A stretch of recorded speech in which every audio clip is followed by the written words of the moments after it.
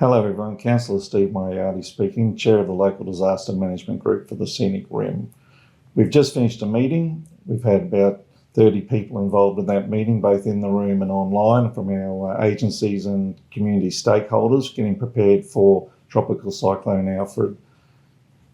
You just need to know that this cyclone is could be really massive. We could have high winds, devastating winds, and a lot of rainfall, and major flooding is a real likelihood or possibility over the next few days. I just want you to know that through the Local Disaster Management Group, we are working very hard with all of our stakeholders, all of the emergency groups, all of the first responders, to make sure that our community can be as safe as possible. I'm here today with Deputy Chair of the Local Disaster Management Group and Deputy Mayor of the Scenic Rim, Duncan McInnes, and I'll hand over to Duncan for a few words. Thanks, Steve. Yes, we're getting very prepared. We've got a bit of notice, but the staff are working very diligently over the last couple of days and leading into this.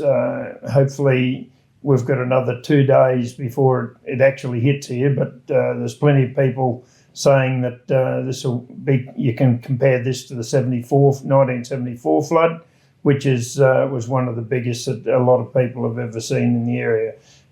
Will it be bad? We don't know, but it's about preparing for the worst and hoping for the best. So council staff are really hard at it there, whether it be sandbagging, having sand available for people to sandbag, or whether it's just getting everything done around the place, making sure, just like householders, no loose items around the place, and we would ask people to take care of themselves and their neighbours and friends too, and look after their properties and make sure everything's done when this does hit.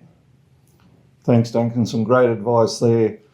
Folks, it's just really important, you know, in the Scenic Rim we're all too used to disaster events, whether they be bushfires, storms or floods, and we've got through things in the past, and together we'll get through this one as well. Just make sure that you have a what-if plan. The time to start preparing for this is today, not tomorrow, not the next day, not when the wind starts, not when the rain starts. The time to prepare starts now. Make sure that you do all those things that you need to do to make sure you keep yourself and your family safe.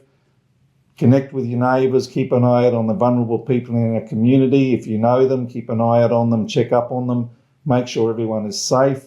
If you need to get some cash out of the bank in case the power goes down and the ATMs are not working, have some cash out of the bank. What are you going to do if the power goes off for a few days? How are we going to cope with that? What are you going to do if the phone communication goes down? How are we going to communicate with people? Council will be doing everything that it possibly can to provide guidance and support throughout this event, but it really is up to our residents and ratepayers to act responsibly. So once again, everyone, just make sure you've got your what-if plan ready to go. Be prepared, stay safe.